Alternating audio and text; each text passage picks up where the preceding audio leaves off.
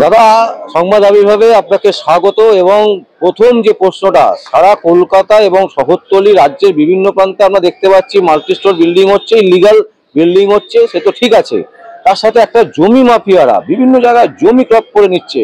এখন আপনাদের কাছে যে মামলা এসছে সেটাও দেখা যাচ্ছে যে একটা কবরস্থান, সেই কবরস্থানকেও নিয়ে নেওয়া হচ্ছে। মানে এটা কি হচ্ছে এবং কি ঘটনা?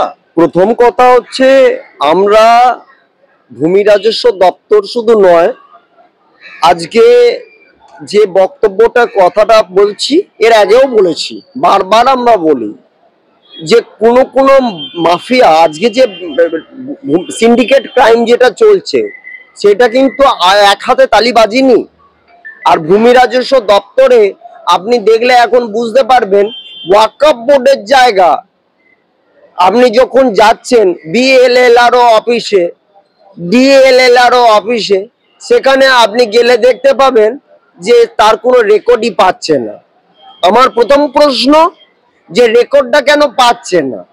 যে রেকর্ডটা আজ নয়, আজ থেকে ব্রিটিশ ক্রাউনের সময় থেকে, মানে ব্রিটিশ আমলের সময় থেকে আজকের দিন পর্যন্ত সেই জায়গাটার জনসাধারণের উদ্দেশ্যে আমরা জানি যে গোরস্থান করতে দেওয়া আছে, এবং গোরস্থান করা আছে, তাও কি অ্যাজ পার ওয়াকফ অ্যাক্ট, মানে আমরা যেটা বলি যে মোহামেডান ল অনুযায়ী আমরা সেই জায়গাটা দপ্তরের কাছে দেওয়া আছে জনসাধারণের মাটি দেওয়ার জন্য। অর্থাৎ মুসলিম যারা আছে, মুসলিম সম্প্রদায়ের যে মানুষ, আজকে যে আমি বারবার বলে উঠি না যে মুসলিমরা আজকে কোন জায়গায় গিয়ে টিকেছে, এরপরে আরো দেখতে পারবেন যে এরপরে আর তাদের কোনো অস্তিত্বই নেই। তার কারণ হচ্ছে policy to partition in Bengal দেখতে গেলে বলছে ওটাও রাখা যাবে না। আজকে আপনার রক্তের রং লাল, আপনার রক্তের রং লাল মানে আপনি সিপিএম, আপনার ফুসফুস হচ্ছে, আপনার কালারটা চেঞ্জ হয়ে যাচ্ছে, আপনি বিজেপি, আপনার ধমনীর কালার সবুজ, তার মানে আমি তৃণমূল। আমি এই ব্যাপারে একটা বড় বড় কথা বলা মানুষদের কাছে জানতে চাই, যারা বলে যে আমরা বিনা পয়সায় মুসলিমদের জন্য সাহায্য করি, জাহান লড়িয়ে দিই।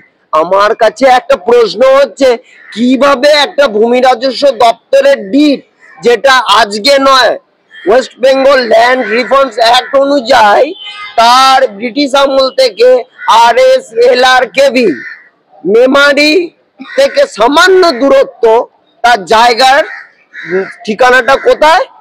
তাতারপুর। তাতারপুরের কাছে কি? কাঁঠালগাছি। কাঁঠালগাছির জায়গাটা কিন্তু memorandum of association and article of association, এবং তার পাশে মসজিদ রয়েছে, একটা শিক্ষক মন্ডলী, এবং আপনি জানেন পঞ্চায়েত, আমাদের প্রধান শিক্ষক সহ শিক্ষক মন্ডলীরা কিভাবে ওটাকে প্লেগ্রাউন্ড করে ফেলেছেন। আমি আপনাকে একটা কথা বলছি, সেখানে এখনো কিন্তু মাটি দেওয়া হয়। আর এর মাঝখানে যে যে ব্যক্তিগুলো আছেন না, তারা খুব বড় বড় ব্যক্তি, যাদের নাম না করলেই নয়। তার মধ্যে রয়েছেন চিত্তরঞ্জন ঘোষ বাবু, বিনোদ মালিক বাবু, অশোক রায় বাবু, আনসার আলী বাবু, কার্তিক রায় বাবু।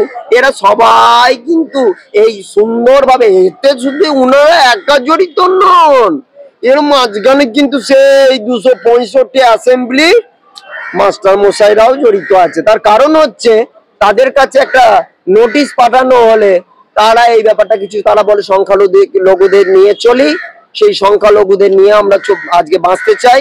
সেই বাঁচতে যাওয়ার জায়গায় সেখানকার যে প্রধান রয়েছে, সেই প্রধান, আমি জোর গলায় বলতে পারি, আজকে যে আমি আগেও নাম দিয়েছি নিত্যানন্দ ব্যানার্জি, যে আজকে যেখানকার দাগ খতিয়ান RSLR প্রত্যেকটা আমি পরপর বলে যাচ্ছি, সেগুলোকে কেটে দেখা হোক।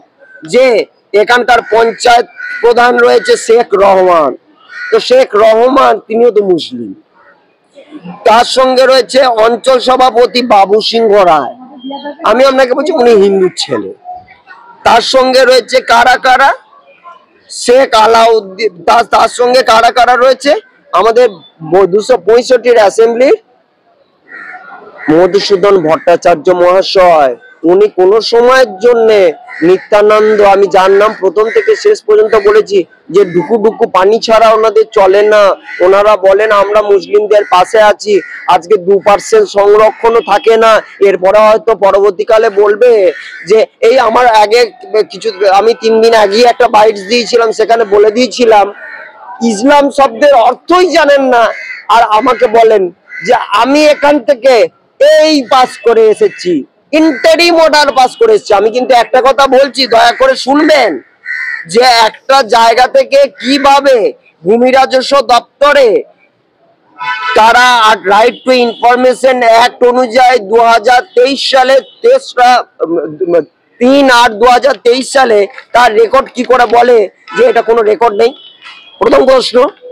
দ্বিতীয় নম্বর প্রশ্ন হচ্ছে 2022 সালে আরটিআই করা হয়, সেখানে আমরা প্লট, সেই প্লটের নাম্বারটা কত? 275/1506। এইখানটার প্লটটা লেখা আছে wrongly recorded, the place 278/1506 is available in office record. তাহলে দুবার দুরকম কথা বলে ফেললেন। আবার একবার আমি কিন্তু এই একই জিনিসের জায়গায় যখন আমি পরবর্তীকালে আর এলআর আরএস কেভি সমস্ত কিছু নিয়ে ঊর্ধ্বতন জায়গায় যা যাই, সেই জায়গাটা কিন্তু গোরস্থান।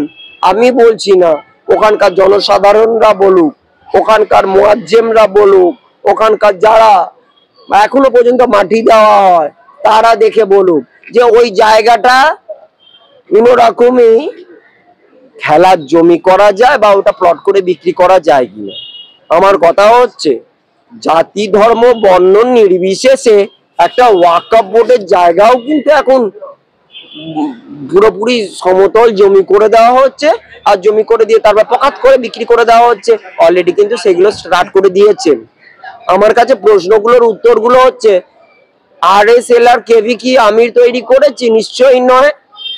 দ্বিতীয় নম্বর কথা হচ্ছে বিডিও অফিস থেকে স্টার্ট করে বিএলআরও অফিস থেকে স্টার্ট করে সমস্ত জায়গায় একটা ওয়াকফ বোর্ডের জায়গা নিয়ে এই রকম ভাবে হর্স ট্রেডিং হচ্ছে প্রচ্ছন্ন মদতে। কিভাবে? এর সঙ্গে নিত্যানন্দ বাবুর কথা আমি বলেছি, উনি নিত্য আনন্দ করে থাকেন। নিত্যানন্দ ব্যানার্জি পইতে আছে না, আরে পইতে থাকলেই বামুন, বুঝতে পেরেছেন তো? আমি ওনাকে যদি জিজ্ঞেস করি একটা যে তিনাদপি শুনিছেন তরুরিপ সহিষ্ণু অমানিন মানবেন কীর্তনিয়া সদাহরি, উনি ঢুকঢুক করে খেয়ে বললে কি বললাম আমি তো বুঝতেই পারলাম না। আমাকে আরেকটু দিতে হবে। আর সব রাস্তাগুলো খাল, কিছু হলে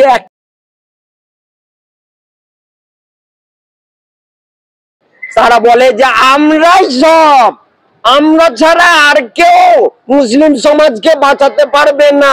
তাহলে আমি জিজ্ঞেস করছি, সিরাজউদ্দৌলার আমলে আমরা policy to partition in Bengal কার লেখা? তো জাম্মেল হোসেনের। আমরা যদি বলি সোনার সিতারে হরিছে রাবণ, পল্লীর পথ ছেড়ে মুটি মুটি ধানের গহনা পরিচে বুঝি ঝরে, তিনি কে লিখেছেন? জসিমউদ্দিনের নকশিকাতার মাঠ। আজকে আমরা বুঝে গেছি যে নকশিকাতার মাঠ মানে কি? তলায় তলায় বেচো, সিন্ডিকেট ক্রাইম করো, আর মুসলিমদেরকে তাড়াও তাড়াও তাড়াও। আর কি? এ মা, ভুলে যাচ্ছি ইন্টারিম অর্ডার। আমাকে তো আর ভাবতে হবে না যে ইন্টারিম অর্ডার গুলো কিভাবে করতে হয়, কেননা আমি তো ওনাদের মতন শিখিনি। মানুষের কাছে একটা কথাই বলতে চাই, জাতি ধর্ম বর্ণ নির্বিশেষে মানুষ সঠিক ইনসাফ পান। প্রত্যেকটা ধর্ম তাদের প্রত্যেকটা ধর্ম প্রতিষ্ঠানের কাছে আজকে জগন্নাথ মন্দির যেমন হয়েছে, তেমন আজকে কেউ বাবরি মসজিদ হুমায়ুন বাবু যদি করে থাকেন তার জন্য সাধুবাদ দিচ্ছি। রাজ্য সরকার যদি জগন্নাথ মন্দির করে থাকেন তার জন্য সাধুবাদ দিচ্ছি। কিন্তু আজকে এই গোরস্থানটার জন্য পুলিশি সহায়তার জন্য আমি বলছি, কেননা পুলিশ প্রশাসনটা কিন্তু একটা কথা মনে রাখবেন, সবাই বলে biased, police biased, judiciary biased, administrative biased. আমি বলছি না, 5 ফিঙ্গার নট সেম। আমি প্রথম থেকে এক কথা বলে আসছি, আমি ওই টিআরপি বাড়ানোর মাল নই।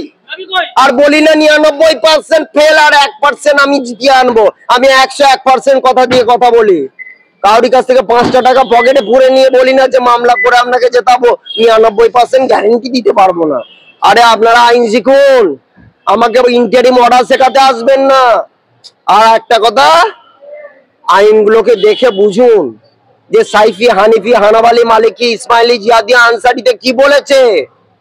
আজকে মানুষের মধ্যে সহজতা, ক্রাইম বেড়ে গেছে কেন? তার কারণ একটাই, শেষ শীর্ষ নেতৃত্ব পর্যন্ত সঠিক তথ্যগুলো পৌঁছাচ্ছে না। আর এটাই প্রয়োজন, শীর্ষ নেতৃত্ব পর্যন্ত যদি সঠিক তথ্য পৌঁছায়, মানুষ তার সঠিক উত্তর পাবে। কজন শিক্ষিত আছে আমি জানতে চাই, মুসলিম অথবা হিন্দু? আজকে 130%। আমি একটা কথা বলছি, মানুষ বলছে বাইরে গিয়ে কাজ করে খাচ্ছে, কেরালে গিয়ে কাজ করে খাচ্ছে, রাজমিস্ত্রির কাজ করে খাচ্ছে, আর তারপরে পদে লাগাচ্ছে, সে হিন্দুই হোক আর মুসলমানই হোক আর আদিবাসী হোক। তাই আমি একটা কথা বলছি, ধর্ম নয়, জাত নয়, বর্ণ নয়, সহজতা, প্রেম এবং মানুষের কাছে পাশে দাঁড়ানোটাই। একটা আইনজীবীর কাছে এসে বলে যে আপনারা আমাদের উদ্ধার করুন, I will see you on the court, I will see you on the court, এই কথাটা। তাহলে এই যে ব্রিটিশ ক্রাউন আমলে আমাদের যে হাইকোর্ট অফ ক্যালকাটা হয়েছে, তাহলে সেই জায়গাতে দাঁড়িয়ে আমরা আজকে পর্যন্ত উল্টো পাল্টা ভাষণ দেবো না। আমার কথা হচ্ছে একটাই, স্ট্যান্ড ফর মানুষের জন্য, মানুষ থাকুন। আর বর্ধমান, পূর্ব বর্ধমানের কথা বলছি না, এইরকমই গোরস্থানের জন্য আপনাকে বলছি, এই কিছু কিছু মালগুলোই দায়ী, জানেন তো? এরা কি সুন্দরভাবে মানুষকে ফাঁসিয়ে একদম পুরোপুরি ভরাট করে পরপর কনস্ট্রাকশন করে ফেলছে। আমি কোনো দলের নাম বলিনি কিন্তু, কেননা এই দলের নাম বলতে গেলে সব কটা কি ধরবো। আর আমি তো বলেই দিয়েছি যে আমার দল লেখার দরকার নেই, মানুষ এসছে মানুষের পাশে এবং সততার পাশে। এবং মানুষ বলে কি যে সত্যমেব জয়তে। বর্ধমান জেলার এই মামলাটার পেছনে বার অ্যাসোসিয়েশনে অ্যাসিস্ট্যান্ট সেক্রেটারি সদন্তা, আমি নাম করে বলছি, উনি হচ্ছেন সিজেক মূল নেতা। উনি অলরেডি বিজেপিতে হাত বাড়িয়ে রেখেছেন, সিপিএম এ হাত বাড়িয়ে রেখেছেন, কখন কোথায় গিয়ে ঢুকে যাবে তার ঠিক নেই, আবার কংগ্রেসেও হাত বাড়িয়ে রেখেছেন। উনি জেল খাটা আসামি, 28 জনকে মার্ডার করেছেন, কনক্লুসিভ ডকুমেন্টস দিতে পারবো। আরে উনি নিজে ওনার শালাকে দিয়ে এই সমস্ত মালগুলো করায়, জানেন তো?